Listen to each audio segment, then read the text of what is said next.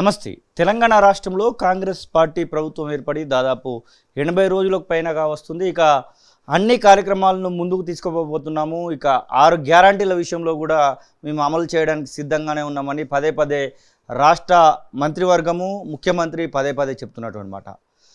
వీటితో పాటుగా 2 రోజుల కింద సెక్రటరేట్లో ముఖ్యమంత్రి దాదాపుగా తెలంగాణ రాష్ట్రానికి సంబంధించినటువంటి పౌర సమాజంగా చెప్పుకునేటువంటి దాదాపు చాలామందిని అయితే పిలవడం జరిగింది. దానిలో ప్రొఫెసర్ హరగోపాల్ సార్ కూడా పాల్గొనడం జరిగింది. అసలు అక్కడ ఏం జరిగింది, అక్కడ జరిగినటువంటి చర్చ ఏంటి, మొదటిసారిగా ముఖ్యమంత్రిని రెండో ప్రభుత్వంలో ఏర్పడ్డటువంటి ముఖ్యమంత్రిని కలిసిన తర్వాత అసలు అక్కడ ఎలాంటి సంభాషణలు జరిగాయో తెలుసుకునేటువంటి ప్రయత్నం చేద్దాం. సార్ నమస్తే. కాంగ్రెస్ ప్రభుత్వం ఏర్పడ్డ తర్వాత రేవంత్ రెడ్డి ముఖ్యమంత్రి అయిన తర్వాత మొదటిసారిగా సెక్రటరియట్లో మొన్నే కలిసిరు అనుకుంటున్నాం. అసలు ఎలాంటి చర్చ జరిగింది అక్కడ? ఆ చర్చ తర్వాత చాలా మాటలు కూడా వినబడ్డాయి పేపర్లలో, టీవీలలో. మాకు సంబంధించినటువంటి ఇన్ఫర్మేషన్ ప్రకారం ఒక రైతు కమిషన్, విద్యా కమిషన్ ఏర్పాటు చేయబోతున్నారు అనేటువంటి మాట మాత్రం వినబడతా ఉంది. అసలు అక్కడ జరిగినటువంటి చర్చ ఏంటి, మొదటిసారిగా కలిసినటువంటి ఆ సందర్భం ఎట్లా అనిపించింది? అంటే ప్రభుత్వము ఈ ప్రజా సంఘాలని, పౌర సమాజ సంఘాలని బహుశా గెలిచిన తర్వాత తక్షణమే పిలుస్తారు అనుకున్నాం. మొదటి వారం, రెండో వారంలోనే పిలిచి పాలన ఎలా ఉండాలి, పాలన దిశ ఎలా ఉండాలి అనేది ప్రభుత్వం చర్చిస్తుంది అనుకున్నాము. ఆలస్యమైన మొత్తం మీద భిన్న ప్రజా సంఘాలని పిలవడము, 1 గంటన్నర కాలం సమయం ముఖ్యమంత్రి వీళ్ళందరితో చర్చించడం జరిగింది. ఈ వెళ్ళిన వాళ్ళందరూ కూడా చాలా స్పష్టంగా, చాలా ఖచ్చితంగా, తర్వాత చాలా నిష్కర్షగా మాట్లాడేవాళ్ళే దాంట్లో చాలామంది ఉన్నారు. కనుక ఇటువంటి అంటే చర్చ ఏదైతుందో, అంటే ప్రభుత్వానికి పౌర సమాజానికి ఒక చర్చ జరగడం అనేది ఏదైతుందో అది చాలా అవసరమని, ఈ మెకానిజం ఏదైతుందో, అంటే ఇలా నిరంతరంగా పౌర సమాజంతో కలవడము, చర్చించడం అనేది అది ప్రభుత్వ అవసరం. సమాజ అవసరం కంటే కూడా అది ప్రభుత్వ అవసరం.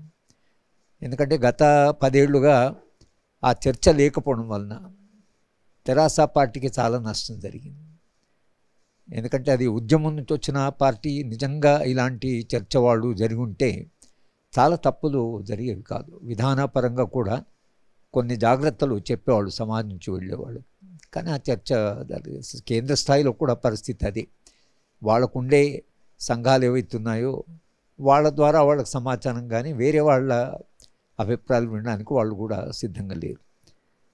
బహుశా రాహుల్ గాంధీ ఈ మొత్తము సాంప్రదాయాన్ని, అంటే ప్రజలతో మాట్లాడడం అనేది ఆ పాదయాత్ర సందర్భం బహుశా కాంగ్రెస్ పార్టీ అటు కర్ణాటకలో కానీ ఇటు తెలంగాణలో దాని ప్రభావం కూడా కొంత ఉంది. అయితే ఈ జరిగిన చర్చలో ప్రధానంగా 3-4 అంశాలు చర్చకు వచ్చాయి. ఒకటి, తెలంగాణలో జరిగిన నిర్బంధం, పోలీస్ యంత్రాంగం యొక్క ప్రవర్తన, పోలీస్ యంత్రాంగం యొక్క విచ్చలవిడి అధికారం ఉపయోగించేటువంటి ఒక స్వభావం.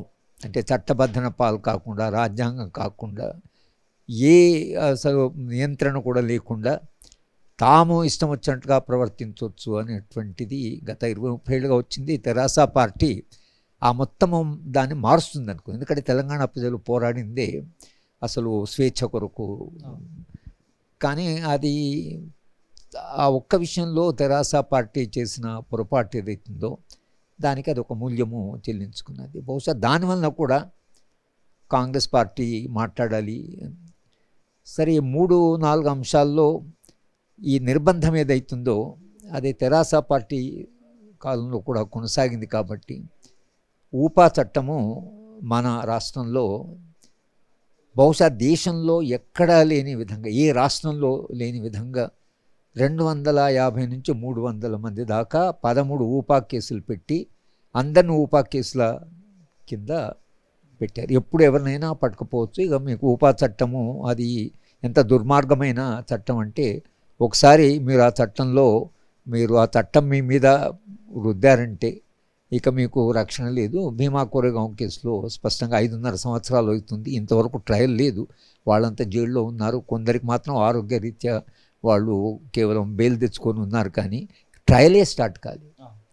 ట్రయల్ స్టార్ట్ అయ్యి పూర్తయి రేపు ఒకవేళ సుప్రీంకోర్టు వీళ్ళందరినీ అక్విట్ చేసింది నిర్దోషులుగా, ఈ 7-8 ఏళ్ళు వాళ్ళు జైలు శిక్ష ఎందుకు అనుభవించినట్లు? అంటే మీరు ఆ చట్టం పెడుతూనే శిక్ష పడ్డట్టు. ఇంకా దానికి ట్రయలు, న్యాయ వ్యవస్థ నిర్ణయం అవంతా ఏం సంబంధం లేదు. అలాగే ఎన్ఐఏ సంస్థ శాంతి భద్రతలు ఇప్పటికి కూడా రాష్ట్ర జాబితాలోనే ఉన్నాయి. కేంద్రానికి శాంతి భద్రతలతో డైరెక్ట్ సంబంధం లేదు. అది రాష్ట్ర ప్రభుత్వం యొక్క అనుమతితో రావాలి, ఎందుకంటే అది రాష్ట్ర ప్రభుత్వానికి సంబంధించి. కానీ వాళ్ళు ఏది పాటించడం లేదు. వాళ్ళు దేశంలో ఎక్కడికంటే అక్కడ పోతున్నారు, ఎవరినంటే వాళ్ళని పిలుస్తున్నారు. అసలు అంటే ఏ నియంత్రణ లేకుండా తమకు ఎవరి మీద అనుమానం వచ్చినా లేదా అధికారంలో ఉండే పార్టీని విమర్శించినా ఈ మొత్తం ప్రజాస్వామ్య వ్యవస్థ ఏమవుతున్నది అనేటువంటి విషయం ఏదైతుందో మేము ఈ చర్చలో స్పష్టంగా ఇది ప్రజాస్వామ్యానికి ప్రమాదము అనేటువంటి విషయము స్పష్టంగా ప్రభుత్వానికి చెప్పడం జరిగింది. ఊపా చట్టాన్ని తెలంగాణలో చాలా అంటే ఏదైనా ఉంటే తప్పించి అసలు దాన్ని ఉపయోగించొద్దని ఒకటి, ఎవరి మీద అయితే ఇప్పుడు ఊపా చట్టం ఉందో ఆ ఊపా చట్టాన్ని వీళ్ళు ప్రభుత్వం వెనక్కి తీసుకోవాలి. ఎందుకంటే ఒక ఊపా చట్టంలో 150 మందిని పెట్టారు, చనిపోయిన న్యాయమూర్తిని, చనిపోయిన వాళ్ళని. సుధా భరద్వాజు ఆమె బెయిల్ మీద ఉన్నది. అంటే ఒక జడ్జు, ఒక బాంబే హైకోర్టు జడ్జు, చనిపోయిన జడ్జును పెట్టమంటే పోలీస్ యంత్రాంగానికి కనీసమైన విచక్షణ, పెడుతున్న పేరు బతుకున్నాడా లేదా, ఇతను జడ్జు, ఒక బాంబే హైకోర్టు చాలా అంటే చాలా గౌరవాన్ని పొందినటువంటి జడ్జి, ఆ సాధారణమైన జడ్జి కాదు. జస్టిస్ సురేష్ అంటే దేశవ్యాప్తంగా అటువంటి జడ్జిను పేరును మీరు ఎట్లా పెడతారు? అసలు ఆయనకు తాడ్వాయికి ఏం సంబంధం ఆయనకు? అంటే ఇంత నిర్లక్ష్యంగా ప్రవర్తించడం అనేది పోలీస్ యంత్రాంగానికి అలవాటైపోయింది.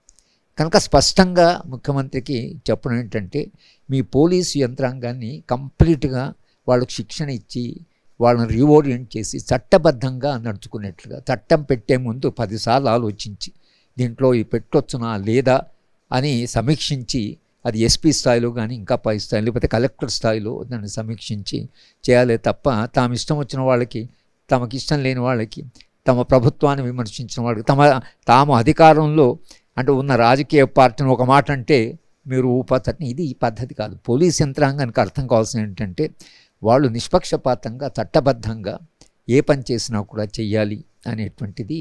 ఆ విషయాన్ని చాలా స్పష్టంగా చాలా బలంగా ముఖ్యమంత్రి గారు చెప్పడం. ఊపా కేసులని రివ్యూ చేస్తా అన్నాడు. ఎన్ఐఏ విషయంలో తమ అధికారాలు ఏమిటో ఒకసారి పరిశీలిస్తున్నాడు రాష్ట్ర ప్రభుత్వానికి. కానీ మొత్తంగా నిర్బంధాన్ని తగ్గించడం అంటే, ముఖ్యమంత్రి ఆయన ఎన్నిక కాకముందే ఒక టీవీ ఛానల్ డిబేట్లో ఆయన ఒక మాట అన్నాడు, తెలంగాణ ప్రజలు ఆకలితోనైనా ఉండడానికి ఇష్టపడతారు, కానీ వాడు స్వేచ్ఛ మీద దాడి చేస్తే మాత్రం వాడు సహించరు అని అన్నారు.